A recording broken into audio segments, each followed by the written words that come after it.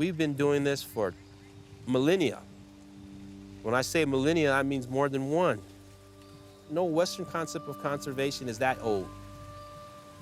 People like Muir and these other conservationists, Leopold, they just thought nobody lived out here. A wilderness is a wilderness. That's not true. We've been in this part of the country for thousands and thousands of years. We know how to manage natural resources, and we need to talk about it. We need the true history of America.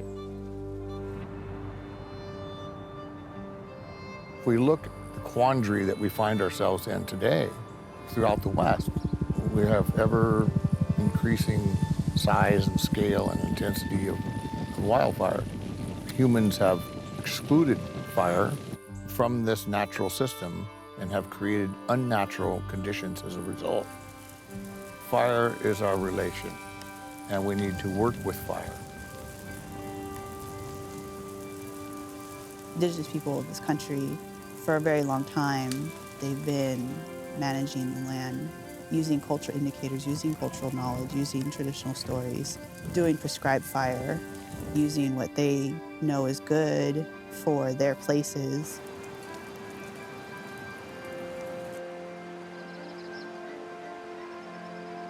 Part of what's wrong with America is that people don't understand that these forests that they aspire to pre-European were really a result of Native Americans understanding the natural cycles that occur out there.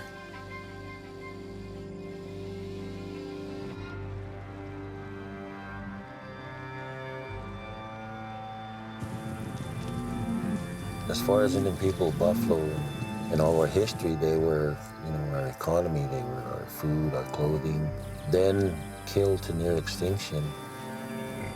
So we're bringing these animals back, not only the healthy, for eating, but also for our spirituality and a big part of our culture of just making us whole again. It's a healing in that way also.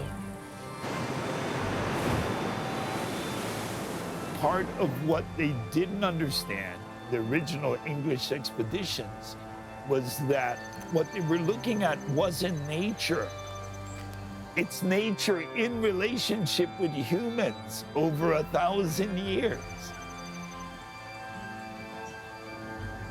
The fact that we're still here today, in any form,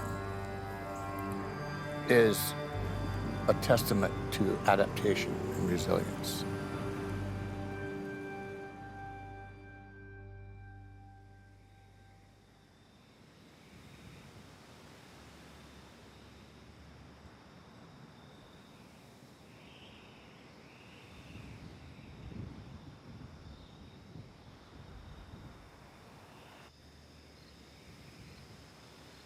My name is Michael Kotetowa Johnson. I'm a member of the Hopi tribe. We're located up in northern Arizona, about 90 miles northeast of Flagstaff. We live in what they call a semi-arid climate. It's right in the middle of a big drought period, what they call extreme drought.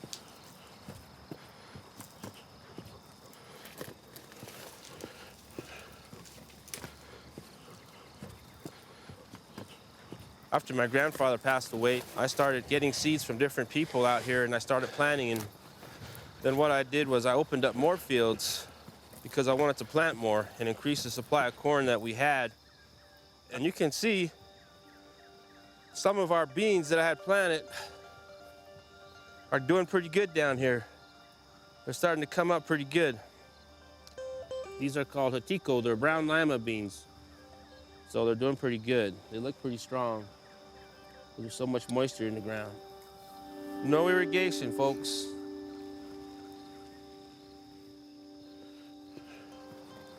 And you can see in certain spots the corn's starting to come up from about a foot depth. So in about a week, these will really be showing really good here. You know what I mean? Really good. It's a good day today because you can see from these little ones, they've got little dewdrops on them right here. These are our children. In the Hopi way, these are our children. So today it's a good day because I'm a daddy.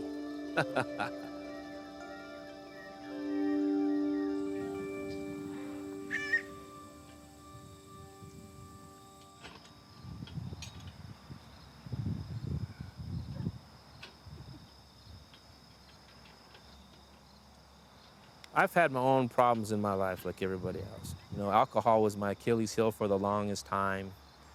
And I found a way to dispose of that. But I found a way out here to deal with that. When I was a little boy, you know, being dropped off out here, spending some summers out here with my grandfather, I learned a lot. But as I got older and I went through all my life cycle and all my drinking and stuff, I was able to come out of that, you know. And I only came out of that because I got back into what I really love and enjoy, you know. And I feel like a lot of people out here, if they would get back into farming and learn from this, they wouldn't have it near as big of a problem out here.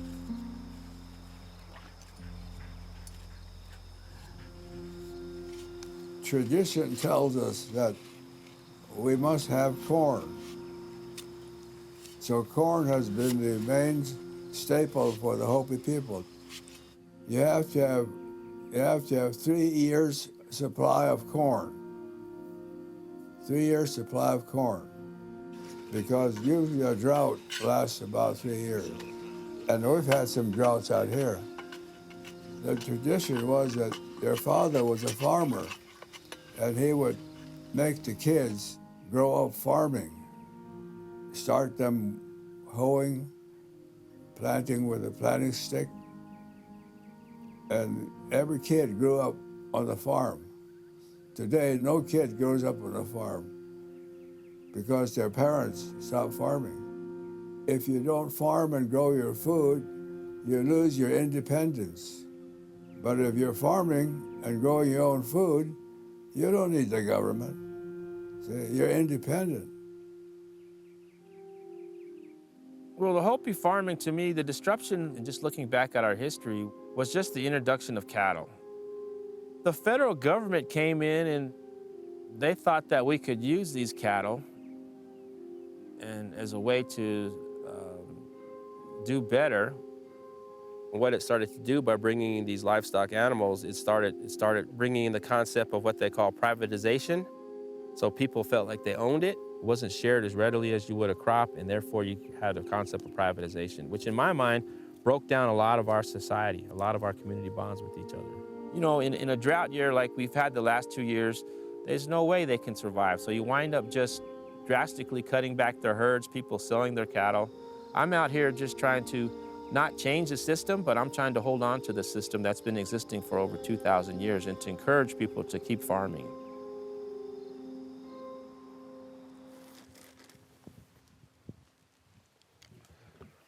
And so these are just some of the varieties that we raise.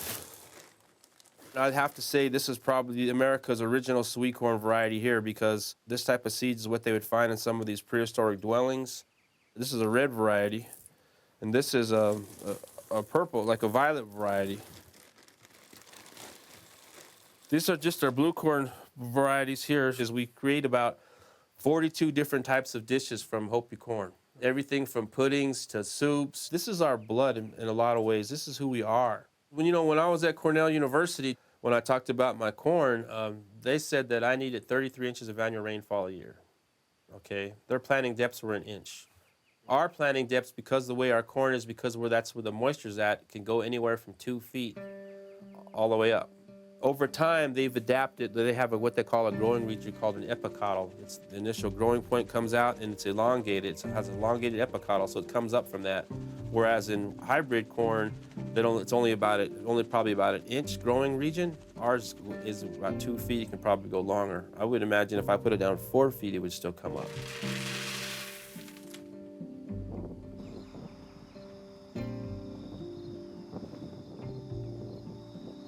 Dryland farming means that basically you don't use irrigation. We don't believe in irrigation. That's why these varieties are so drought tolerant, because we don't irrigate, you know? This is where I have my beans. You can see some of the beans that are starting to pop up out here. These white lima beans. If we're clearing it down to where it gets moisture, put 5 lima bean seeds in there or so. These are like super seeds, you know, they're very tough, you know, they're like us. And so because they're like us, they survive like us. Limited amount of water, you know, a lot of nurturing, a lot of caring, a lot of community building. This is about a foot. Conventional agriculture goes to about right here. That's what your planter is designed to go down an inch. That's it.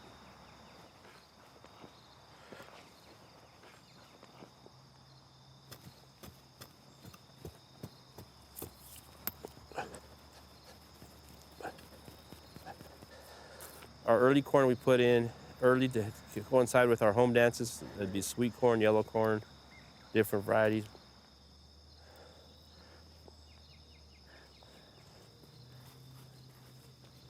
You know, we don't get any rains here all the way from, usually from April all the way till monsoon, which is the last week in July. That's for us to grow things with only 6 to 10 inches of annual precipitation is amazing. This year I put in about 6 different varieties of corn. You got to grow them out every year. You try to grow at least one row out every year because the climate changes. And so unless you do that, these plants won't adapt. They won't change. And when we're going through climate change throughout the globe, we need to have that biodiversity because biodiversity can react and can adapt just like we should, but they know how to do that. Those little seedlings know how to do that. We as human beings are forgetting how to do that. These are the new generation. These have been geared to adapt to what they call climate change.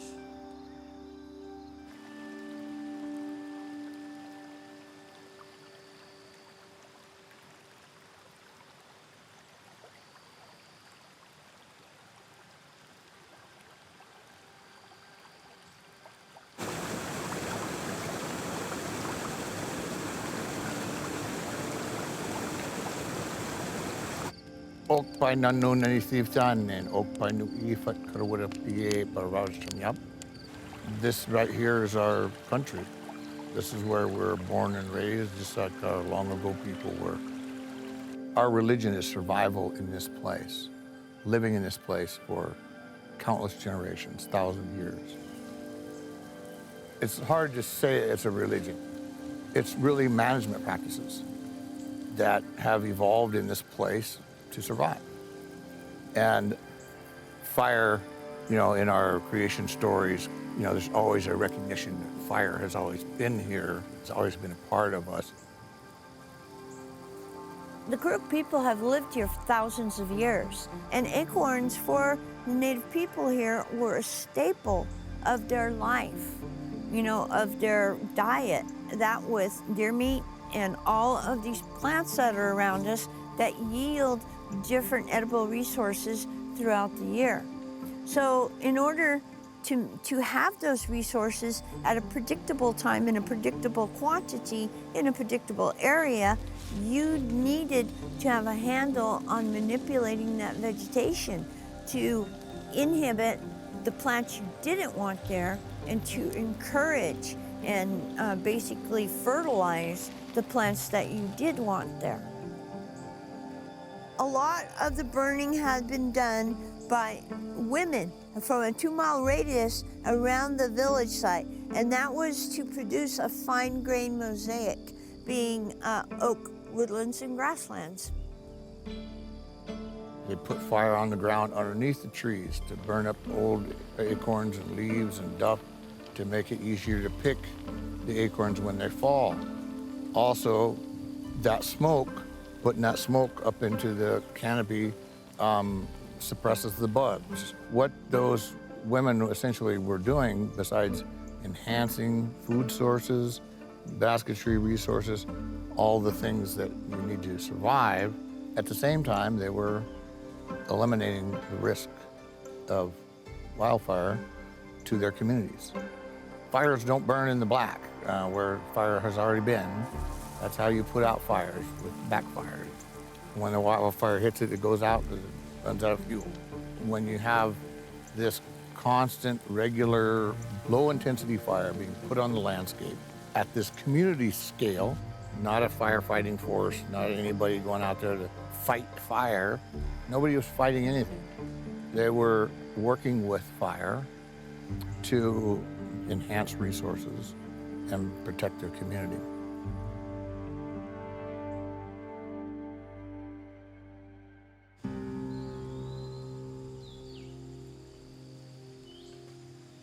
Fire suppression and exclusion with first colonization, diseases that decimated native populations, that limited severely their number of ignitions and the complexity of their stewardship and agroforestry systems around fire use.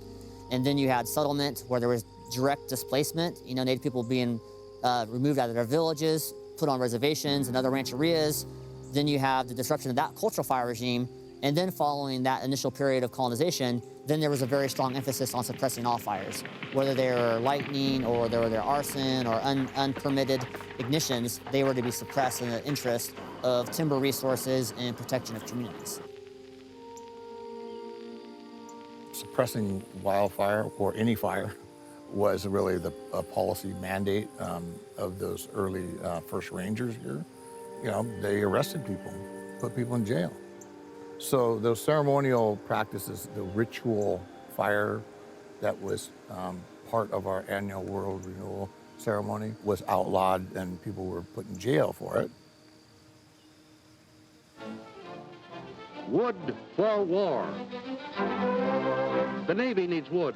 The Air Forces need wood for troop-carrying gliders. We all need our forests. But the forests have a vicious public enemy number one. Fire, ruthless, devastating forest fire, wiping out homes, destroying critical war materials, taking its annual toll of lives. We have 100 years of scaring people about the evil effects of fire and how fire is evil. Smokey Bear, one of the most effective propaganda campaigns that the world has ever known, has done such a good job of instilling fear of fire in the general populace. And now you have a condition where we essentially haven't had fire, and then with increasing climatic conditions of temperatures, densification and buildup of fuels, drought-stressed, high fuel load, very dry forest, we see many conditions in the West, and particularly in California and Southwest Oregon, that now we're saying we're having catastrophic fires, or fires that are larger in extent and severity, more extensive and more damaging than has ever been in recorded history. But it's all built around fighting fire. It's not a fight you can win, and it's not something that people should be trying to fight. How can we engage with fire? How can we embrace fire as a partner? Because that's what it is. It's the best partner we have.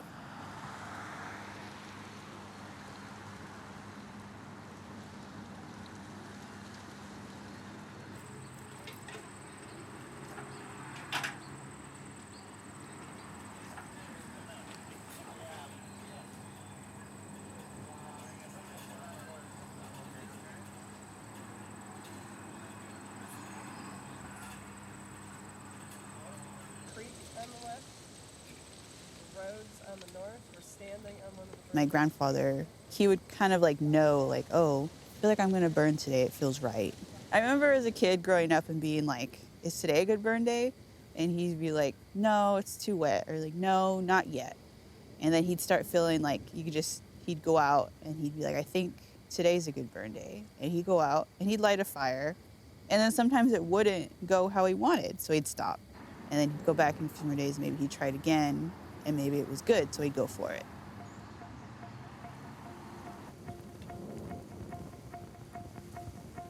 This is the Menominee Tishonic village area. We swim here, we fish here, we gather here ceremonially for the deerskin dances, for all the other dances that we've all kind of come to our whole lives. And this is all kind of on your mind when you're standing just in this one spot.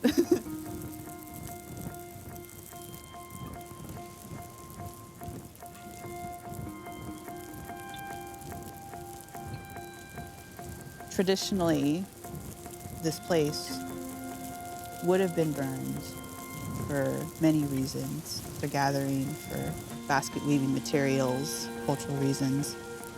In the larger picture of the country today, with a lot of these larger wildfires happening, you can use cultural knowledge to drive a lot of these management practices that tie directly into protection in wildfire instances. There's a lot of history in these places, and there's a lot of history in these places for my family as well. My sister lives here at the end of the road on the same residence where my grandma was raised and her parents lived. I know that people on this lane especially are really excited for the burning to happen because they did experience the dance fire back in 2013. I was at my sister's house when the fire started. We were cracking acorns in her living room. And as soon as I walked out on the porch, there was just like this wall of flames across the street. And it was like already in the canopies of all the Doug firs across the street. It was just a terrible year. We had like hardly any rain, no like snow the time before. So it just took off, it came straight at our house. This little bitty bit of cleared land right here is what stopped the fire from taking all these other houses. A lot of people were like, dang, if you guys hadn't cleared your property out before the fire, it probably would have lost the whole neighborhood. And so we were really lucky because the tribe helped us do that at the time too. Otherwise we wouldn't have been able to do it by ourselves. Because I was like 9 months pregnant when we bought the property. I wasn't like much of a help to anybody at the time. So really good to see controlled burns. And then yeah, one crew can like take care of a whole area versus having like an army of firefighters coming like fighting a fire. And I mean, when it gets to that point, yeah, that's what you gotta do, but you don't need to let it get to that point. Personally, I'm a clinical social worker, and a lot of what I deal with a lot of Native people, we have a lot of trauma. We have really high rates of suicide and depression, and a lot of it has to do with the disruption of our culture and our religions and our way of living. And a lot of our problems that we have with the weather and climate change and everything is because of the same disruption of trying to like make something fit a certain kind of box. I think that's how a lot of Western cultures have been with non-Western cultures, and I think that's how they've kind of been with nature. And so I think it's time to learn from each other and meld better and, you know, bow to each other's knowledge in certain areas.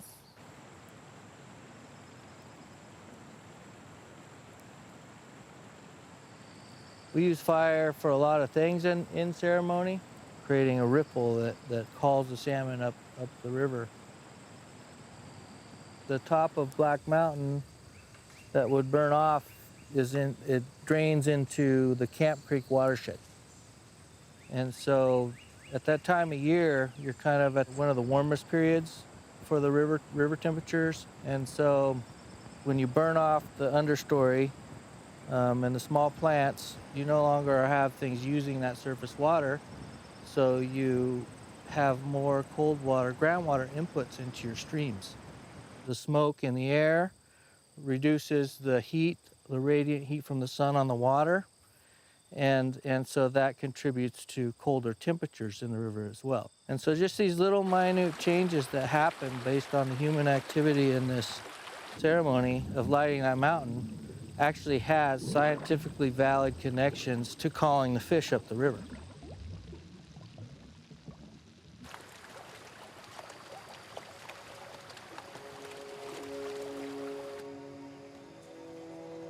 Our religion we practice is Pikiawish, translated as world renewal. So the Karuk people were fix the world people. Today we're going to go down and we're going to fish at Ishipishi Falls. It's very romantic in some people's eyes, very frustrating in others. I'm both of those. I love it, that's my way of life, but the health of the river runs parallel with the health of the people. We need to put the physical actions on the landscape. We got to start cleaning the sacred trails. We got to start igniting and cleaning the forest once again. Everything we do in our world, the salmon benefits from.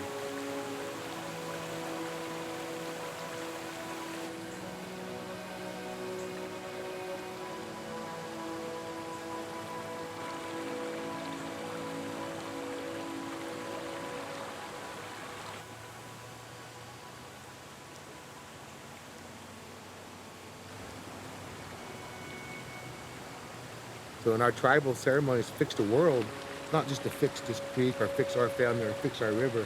We need to fix the whole world, because if things are wrong here, they're wrong on the other side of the world too. That's just the way the world works on the balance.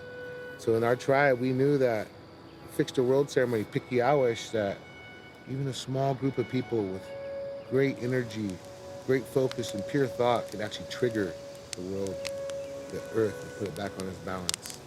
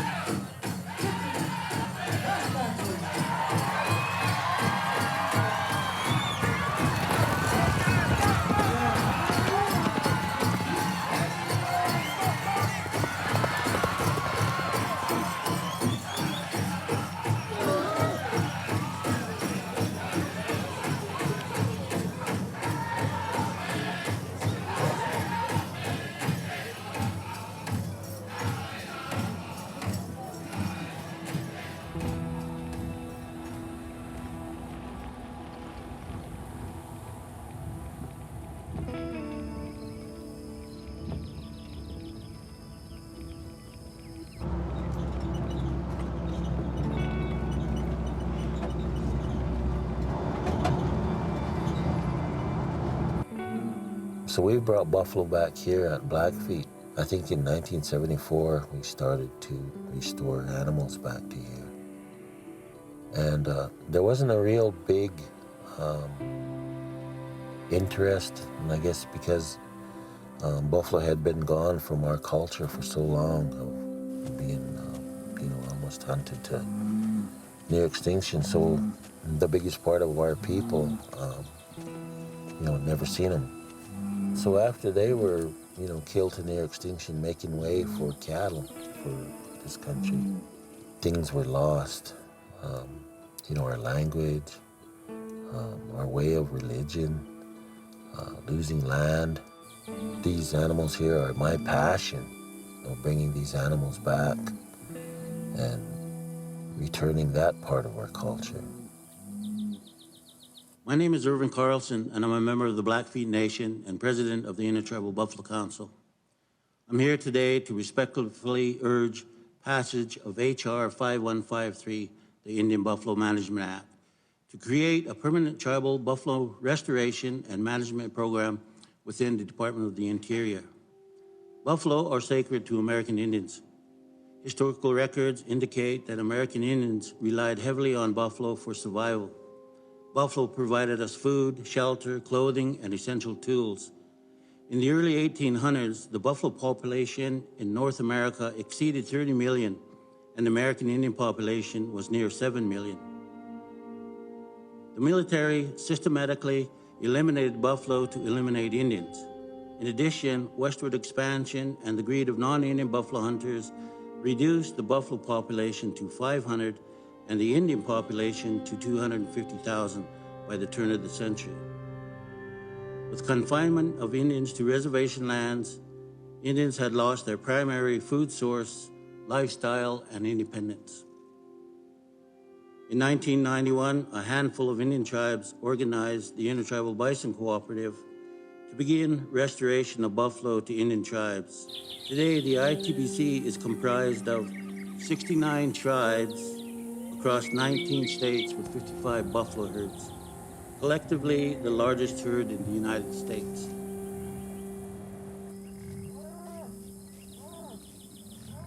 The buffalo are very good stewards of the land. They're a naturally migrating animal. They don't just stay in one area and overgraze. They're naturally migrating. If they get enough room to roam, they'll move from area to area.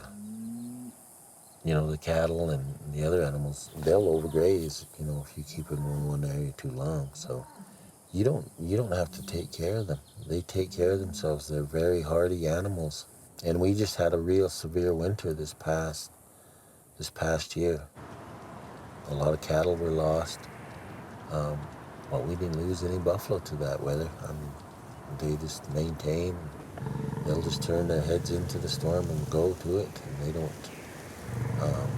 turn away and turn their tails into the storm like domestic animals will. You know, you think about the buffalo being the biggest climate change adapter as an animal in the world. I mean, for centuries and thousands of years. Now we're in an age that they're going to have to adapt to this. And they can easily adapt because of their hair. Their hair is so different than a cow hide, right? It's 4 times more thick, but they also grow more hair for the winter, then they shed it for the summer. And so it's just a natural insulator, you know, both ways. If you look at it economically, how many cattle do you lose? How much more feed do you have to feed the cow compared to a buffalo? And then the water situation too. A buffalo can go 2.5 days without drinking. So there's just so much more resilient. Today we're going to move them animals to the north side of the pasture.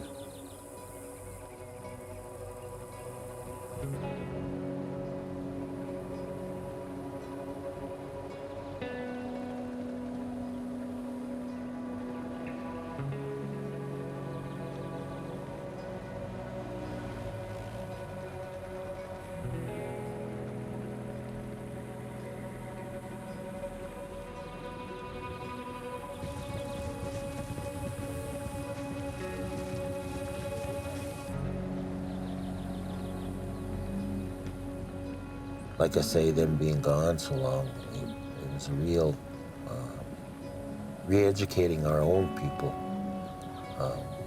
to the animal. And it never really took off until, I would say, in the past 8 years, we started the E&E project. E&E is the Blackfeet word for buffalo. And we started having dialogues, meeting with elders, meeting with our young people, and just talking about the return of buffalo.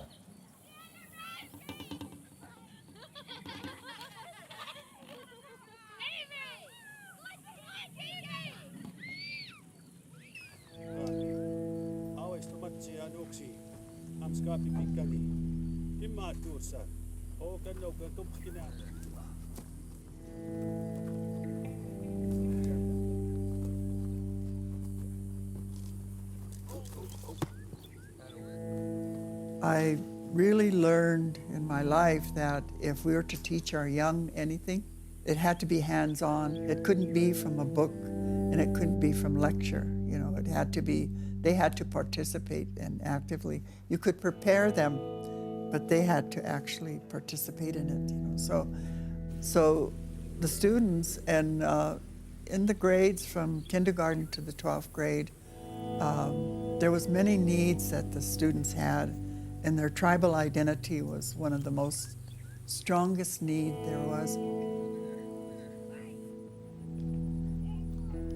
And they just took to it like a duck to water, you know. They wanted to know everything. Our sister tribes is Kainai and Sissica, and so none of them have a buffalo herd. So I started asking some of the elder ladies, you know, who I thought would probably have known how to butcher a buffalo.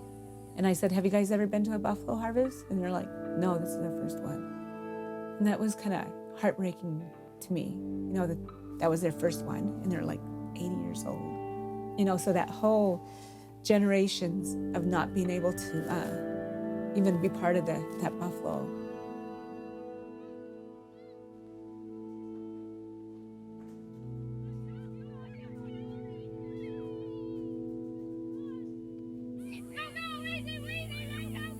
We have these songs with us yet. We may not have the ceremonies, but the songs are still with us. And we need people to know these songs, because we're not going to be around all the time. I'm 90 years old, and I don't expect to be here another year. Our Creator, we ask to be with us today. Our ancestors, our people in the past have left us. things to follow. We ask that you will direct us in a good way in life.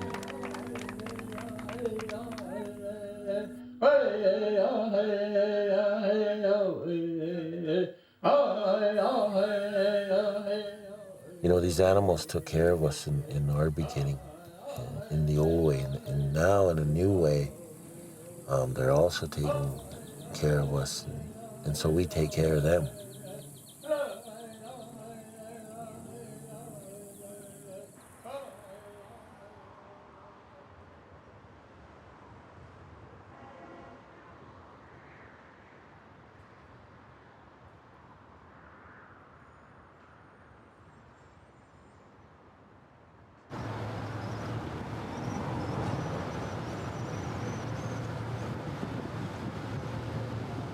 We're on the University of Arizona campus. I'll be doing my PhD defense tomorrow to get to be a doctorate in philosophy and natural resources.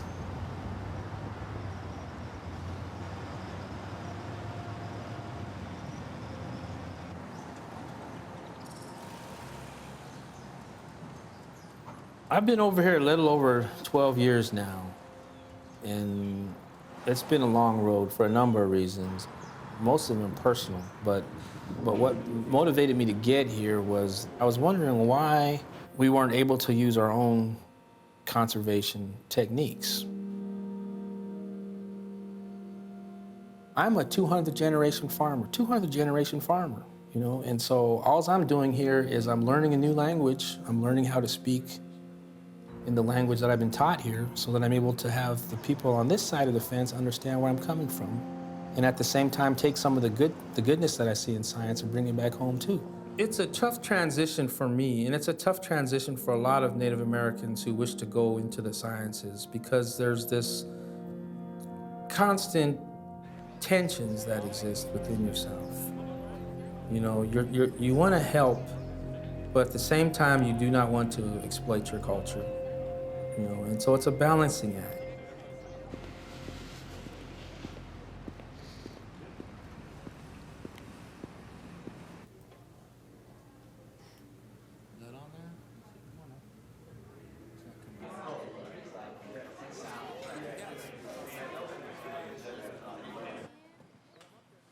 I wanted to start off this presentation by first ask you to take some seeds off of this corn right here, you know. So what you're holding here is not just corn, but it's life. This is the roadmap that we're going to follow. And this particular map right here is called Hopi Prophecy Rock. This is the world that we currently live in. And you'll see a bunch of people going this way, up this path right here. You can see where it ends. And what this is telling us on a real short brief is that a lot of us are going to move away from our traditional values and our traditional system. And you'll see down here, there's the old gentleman with his planting stick and his plants through here, and his line continues to go on. And so what this is telling us down here is that if we believe in our traditional practice and we pass it on to the next generation, we'll be able to continue on into the next world. The main reason why we're having all these barriers is that Indians have the right to occupancy, but they do not have the title to their own land. People don't know that, but we don't. We're trustees of the federal government. And what is this whole ruling based upon, this big ruling? It's based upon the doctrine of discovery. That means that you were discovered, that's our land now, you can live there, but we still own it. So what is indigenous agricultural knowledge? What we're saying here is that it's applied knowledge for raising food and other agricultural products that is grounded in indigenous belief systems and practices which have been time-tested over millennia. I removed the word "a" out of there because I'm not just talking just 1,000 years, I'm talking millennia. So I'm talking the plural form of that over 2,000, 10,000 years. So this is contour farming. This is what it looks like. This is keeping soil erosion from happening by planting it perpendicular. We've been doing the same thing. But unfortunately, these are scientifically validated. These practices are not, so we don't get funded for that. Makes no sense, right? And I ask myself, well, who came up with the method first? You know? 2,000 versus 75 years, I wonder about that. You know, there's a great guy out there named Leopold, and he says that he's the father of conservation, or someone coined him that. I said, well, that's your opinion, you know? A lot of our knowledge has already been drafted and assumed a different type of name. No-till agriculture. We've been doing that forever. You know? There's a new one called regenerative agriculture. We've been doing that forever. Look at the pictures right here. 1901, 2015. Look at the continuity. You know, it hasn't changed. You don't see a $100,000 John Deere 14-row planter out there. You see a little Hopis out there with their John Deere hats and a planting stick. That's all you need, right? So this is what my whole presentation is really about. It's about our survival. It's about survival. It's about moving on into the next generation so little kids can hold corn like this 100 years from now. With that, I want to thank you.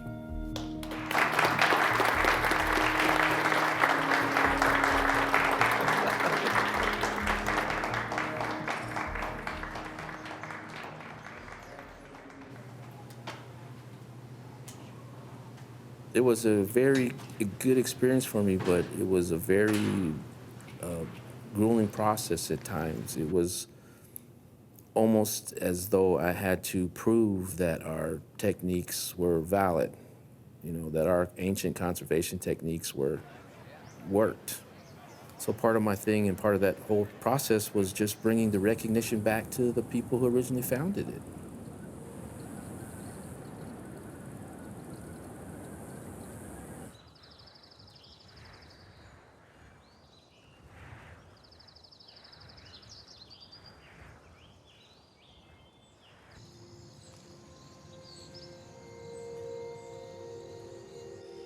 We don't have perfect knowledge, we don't have perfect science, but we've always been adaptive. I think Menominee's history has been adaptive to resource management, political ideas, and learning how to deal with them, but also staying true to cultural identity.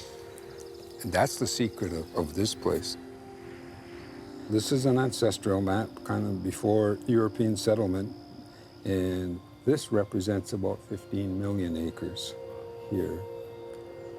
Between 1817 and 1856, through land cessions, 15 million acres shrank to 234,000 acres. Of the 234,000, just about all of it is managed.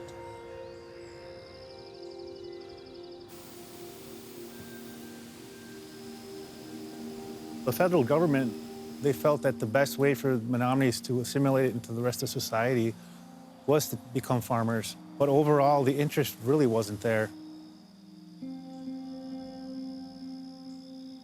The Menominees being woodland people, their real desire was to keep their land forested.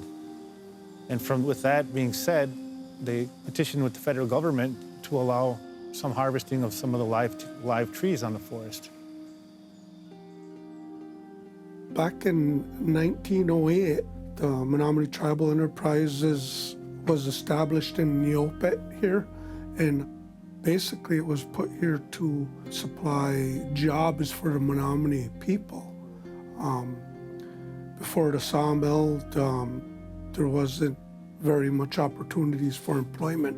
All the lumber that's produced here comes from the Menominee Forest. Menominee Forest is operated on a sustained yield management system, actually advised by Chief Oshkosh. He advised that if you start with the rising sun and you cut to the setting sun and take only the sick, dying, and the mature trees, when you reach the end of the reservation, you turn back and cut back. And if you do that, the trees would last forever.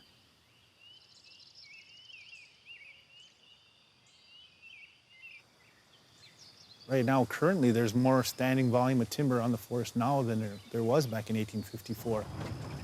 So it is possible to have an economic harvest of your forest. If you do it in a sustainable way, the forest can replace itself and you're not causing harm.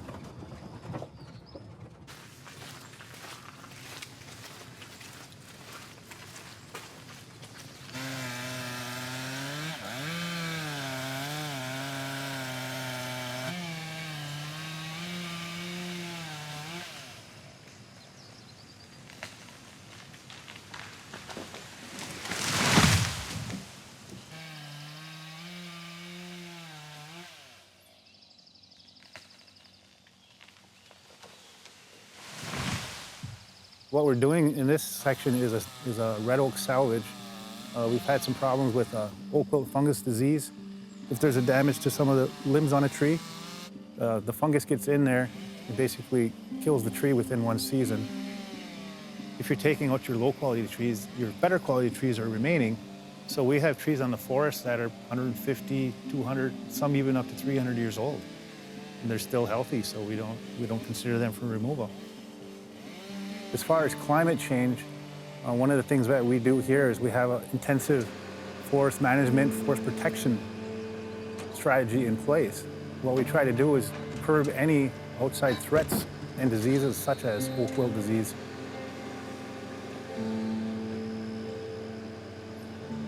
One of the ways to do that is to have a diverse forest with all the pieces there. On Menominee, we have over 33 different tree species, and we want to maintain that. Examples would be our red maple trees. We have hickory in here, nice basswood, and we have some of the beech trees and other species. Aspen is in here. So it's all a combination of trees growing.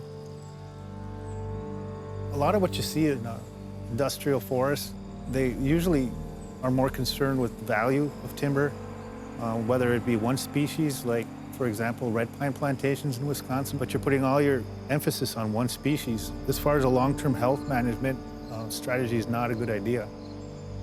Having a diverse stand of forest like we do on Menominee is your best defense against any outside problems like that. It's more than just timber on the forest. It's more than just the dollar amount that you get. The trees offer a whole bunch of other things that they don't put value on. And someday they'll put a value on what that tree is worth as far as carbon sequestration, clean air, clean water, erosion control, and all the rest of it. That has no dollar value. I think Menominee's understood that a long time ago because the operations were created not just to make money, but to create jobs and to maintain a community. And you maintain a healthy community with all of these other values into consideration.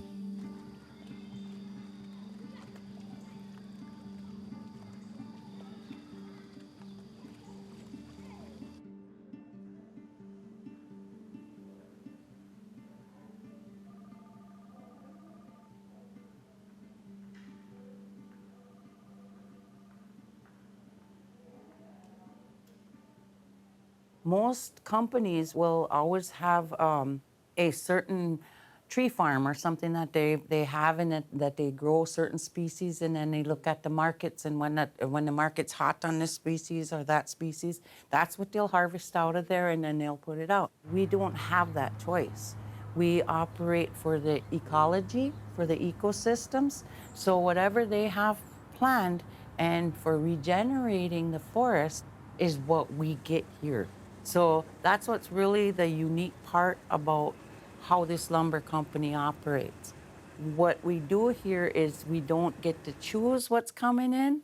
The stuff is brought to us. We have to know how to use it, and we have to be very creative as to how we're going to turn it over and turn it into money. We can't operate like the capitalistic society does. It was always the land first.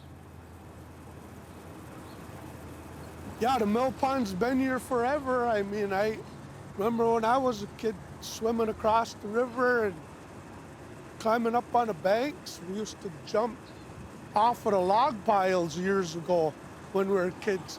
Obviously, we don't allow that now. This is pretty much where the process starts right here for breaking down the log into lumber.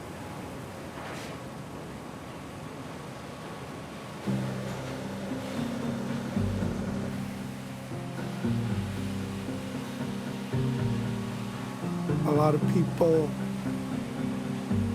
take it for granted that we have such a lush, beautiful forest, and at the same time, they don't understand why MTE has these struggles. And we need to take what the forest gives us, and we need to make that work.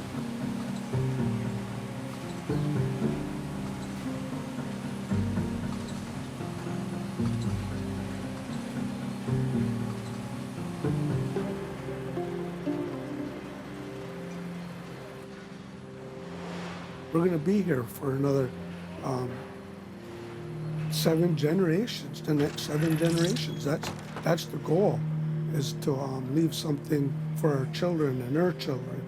And it's proven over time. I think if you look at a satellite image, you can see the boundaries of the reservation just because the lush forest makes it stand out. And years ago, the areas all around us were wiped out by lumber barons. Just clear cutting, wiping it out.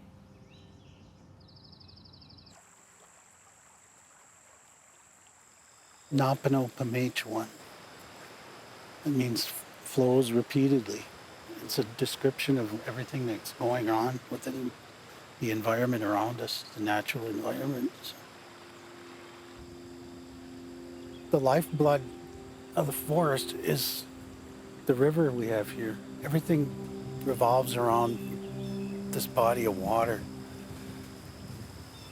The bad thing is that it flows in from the north off of the ag fields, which picks up a lot of accumulation of different types of chemicals, different types of runoff, both natural and man-made.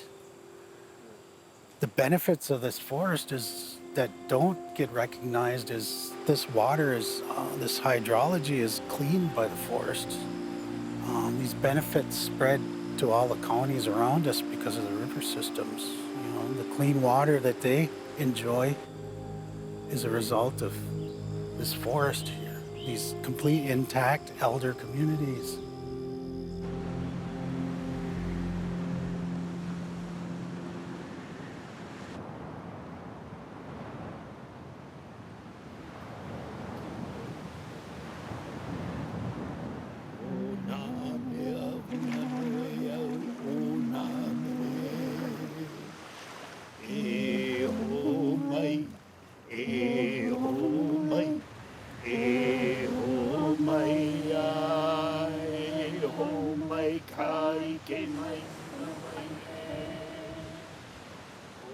This is the eastern point of the big island of Hawaii. So we come here for our sunrise celebrations and to honor the creation. But this would all be considered part of religious ceremonies of the Hawaiians. And of course, all of these practices were outlawed and made criminal here in Hawaii by the missionaries until 1978. E moku ka wa'a, e wa'a ka moku. It means the island, moku, is a canoe, wa'a. The wa'a is an island. We think of it as a canoe. We're in the middle of the Pacific. You gotta learn to get along, right? And everybody's gotta pull for the canoe.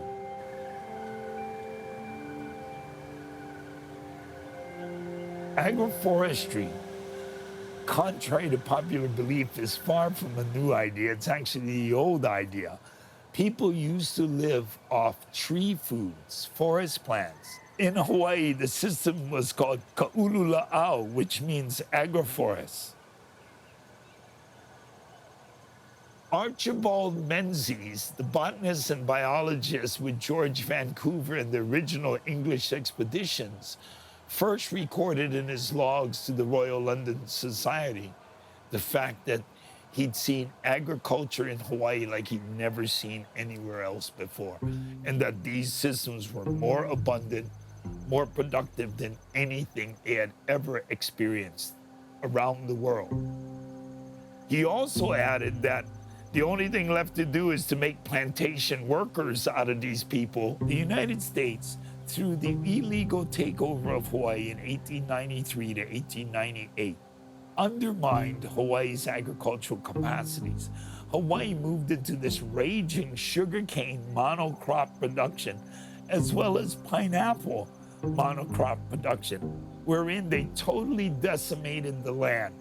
And organizations like Monsanto that got a foothold in Hawaii in the 1950s, these indigenous practices disregarded by the Americans from 1898 to the present day, have led to the environmental degradation of Hawaii.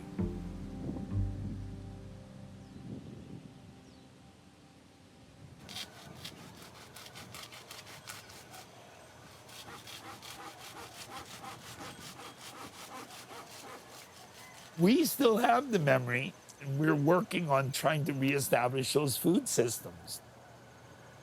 Food forests are designed to capture water and hold water. Food forests survive in droughts. Food forests survive impacts during the Great Storm, where agricultural fields and two-dimensional lines do not.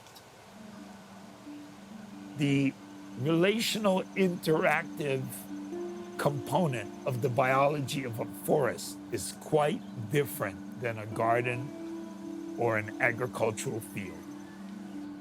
It was important that we work with a residential zoning so that any experimentation would be applicable to a household in Honolulu, in the larger, more metropolitan or suburban areas of the state. We're looking at trying to positively impact single-family dwellings around food security and food preparedness in an emergency situation for either a man-made or a natural disaster.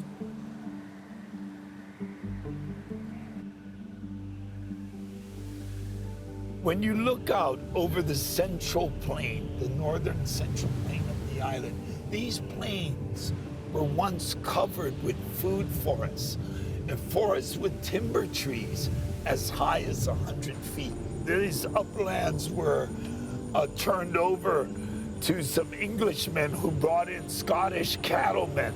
They simply brought degradation to these lands, and they called this success.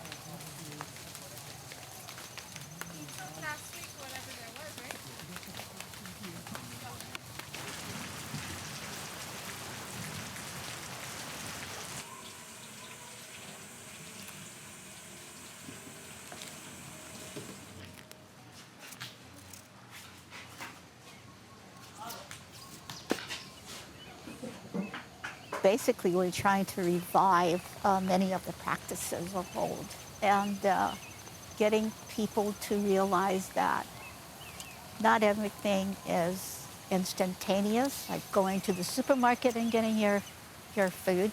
It takes time. Right now, we have a group harvesting kalo, which is taro. Food forestry for me would be integrating different crops on family property so that you're not raising just the one item that you would want for your family. On our property with my grandparents, we had the kalo, the breadfruit.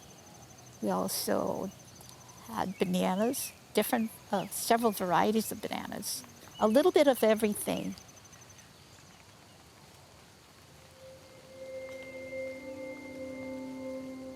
This right here, this is olena. To us, it's olena, but that's turmeric right here. This one has a blossom, and that's part of the ginger family. So there's your breadfruit right there. You can see some of the young fruits starting in on it. Yeah, and the uhi, or yam, is that vine that's creeping up on the tree. They're actually working with each other.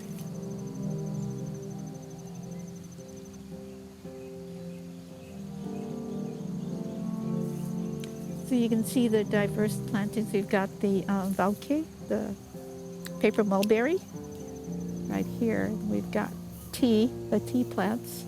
And we've got the breadfruit, bananas. We had what was known as the breadfruit belt, which ran for a good 20 miles. And it was at least a half a mile wide. But then with the coffee industry, a lot of those trees were taken down. I think the differences with monocropping is you just got this one crop for acres and acres. When I was growing up and my grandparents got into coffee, there wasn't what we know now as a coffee borer bug. You lose your crop, or a good percentage. And we believe that could possibly happen to other crops, possibly breadfruit. That once you get an infection in, and that's the only thing that's growing on your property, it's going to go from one tree to the next to the next. And pretty soon, the entire field could be infiltrated with. Whereas with the old systems where you had more diverse crops in between your major, say like the breadfruit, it's supporting each other. So you've got other crops coming in at different times of the year.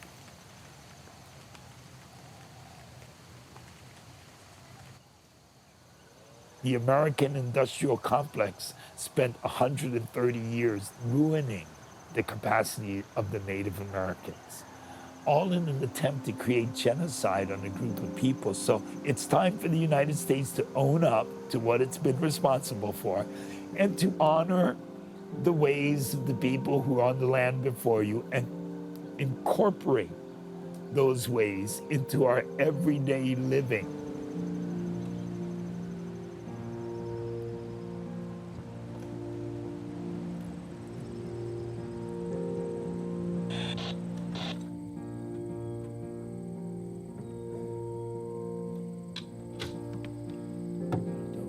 That's all back here still? Ooh, where did Rodney put it on one of the trucks? Probably got it in mine. Because it was in California, in a lot of places, there's a lot of fear around like fire, prescribed fire, even fire in general, and rightfully so. And it's understandable. In a lot of our teachings traditionally, you build an understanding around the world around you, and you learn how to live with fire and work with fire.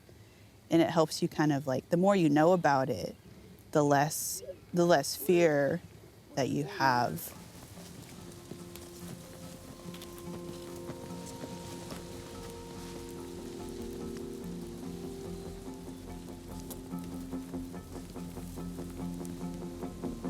The Forest Service is starting to, hear the land screaming back at you. Everything's burning up. Hey, you got to do something. You can't just control everything like that. You can't just take it over and say nobody can touch this, and you can't just tell us that we can't do what we've been doing here for a long time, because it's going to mess everything up. So we're a fix the world people. We have ceremonies for that. So we as K1 firefighters have this role to, when we come out on a hill, we have a big job to do as far as respecting the place that we're in, so that acorn stands come back, or so that hazels come back good, or any basket making materials, any issues that have to do with safety and where you're living at. It all has to be revolving around your family, and that's how our perspective on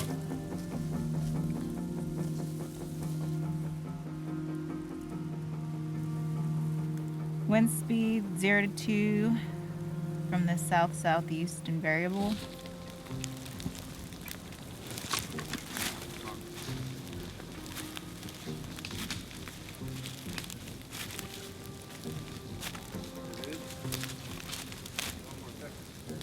These trees are all fire-adapted trees. Burning from the beginning of time, they become a fire-adapted forest. Most of our gathering materials, our medicines, the redwoods and some of the pines and stuff require fire to go through them in order to open up, deposit their seeds. You can start to see the difference in the trees. You see, and as we start going through here, we're going to get these indicator species to tell us what we're doing right. The giant salamander, I've seen species that I've never seen on the river before, except in our burn units after we burn them. It's pretty cool. Come up.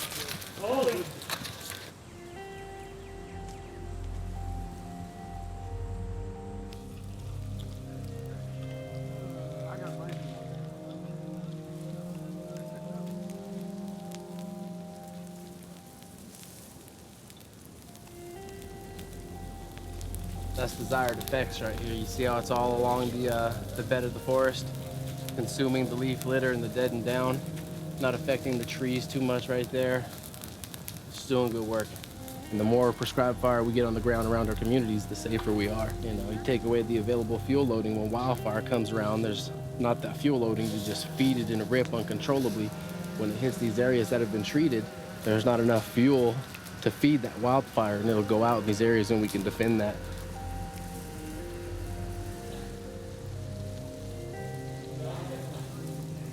It's opened up like this, elders can still come in here and collect those resources right there, and if they can't get in there, share that knowledge with the kids, it gets lost in time. So when we can open stuff up, they can get in here and teach the younger generations the traditional practices, and they can get in there and harvest those cultural and natural resources. That knowledge never gets lost. It just keeps recycling and repeating itself, and it's all good work.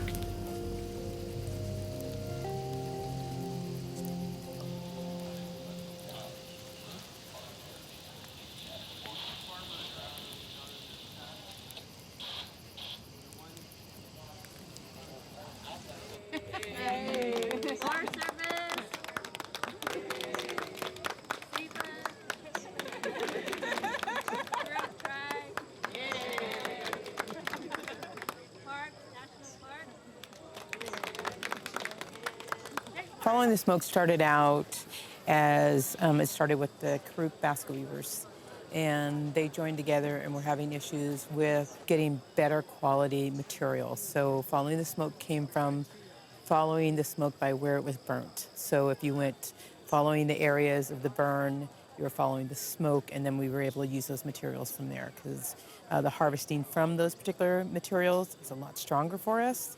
Grows stronger, grows straighter, and we use them for different, like baby baskets for the hazel sticks. So it has to be something strong that we're going to keep our baby in. Shortest sticks and your longest sticks, and you'll go through this process that I'm doing right now, which is just peeling it back, because what you want to do is you want to match those peeled back ends together. So if you look closely at this basket, you'll see that down the center, there's actually 2 sticks there, and they're just kind of like joined. And I will purposefully try to maneuver the sticks so that they're laid flat. The fire for the bear grass comes back a lot stronger. If we go pick it the year after a fire, it's stronger for our baskets. So any of the color in our baskets, it'll come back quite a bit stronger, and we can pull on it to make our baskets finer work with that. It's also really important when we pick and burn that we're doing it culturally, that we're doing our prayers before we go out and pick. And that medicine goes into when we leave it, the medicine goes in it when we have our baby in it. So it all serves a purpose.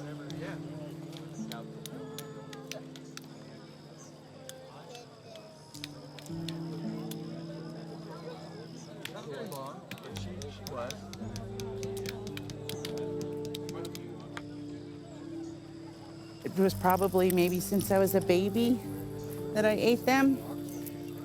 I just always remember loving acorns. We eat the tanos. They're the sweetest out of all of the acorns.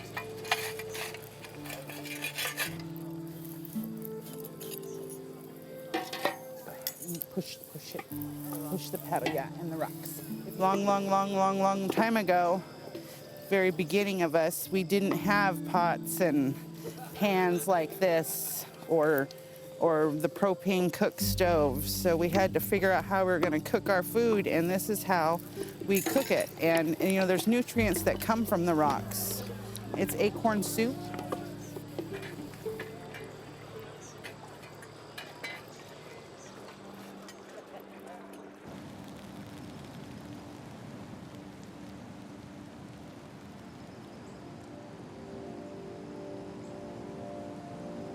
So really, world renewal ceremonies, we don't really look at it as religion. We look at it as survival. Well, and what are you doing to survive on this landscape over time? You're managing it.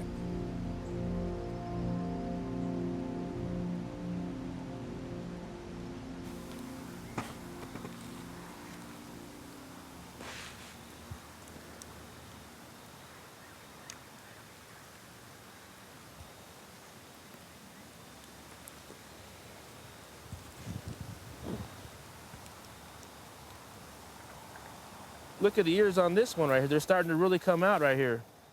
So this was planted in July, and in another week or so, I'll be able to harvest these and take them home and eat these ones. But that's a healthy plant right there. This is about 160 days without having any rain.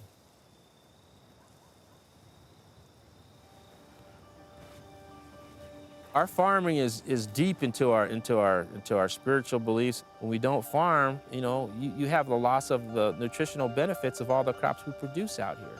The fact of the matter is, the women, they don't have the stuff to make the piki with. They don't have the traditional crops needed to put on the table. Filling everything out, and we had our line assignment, everything all ready. So that next day we took it to housing. We were the third ones that got approved to have our whole house renovated. Take everything apart. They just but they were real careful because my sister wanted to. There was a dissertation looking at some of the feelings we have when we don't farm, and a lot of it was psychological. And when you're not out here working the land and you're farming and being a true steward, you lose your sense of balance. It's almost like all these plants out here, they become like my counselor. You know what I mean? I'm able to talk to them and speak to them, and they show me things, and so I'm not dependent upon like I used to be. I used to drink a hell of a lot. I don't do that no more. Native people who have these substance abuse problems is a direct result of being relocated, losing their livelihood, forgetting who they are, and they go in to find something to fill those voids that would have otherwise been filled by hunting, by raising things. Now that they don't have that, or they move away from that, you have these big problems on reservations now. Whereas if you were to use this traditional system, you're able to plug all those voids in. All that loss of identity that was taken away from you, you're able to bring it back. But we need to do it sooner rather than later, because once we forget these things, then we forget them.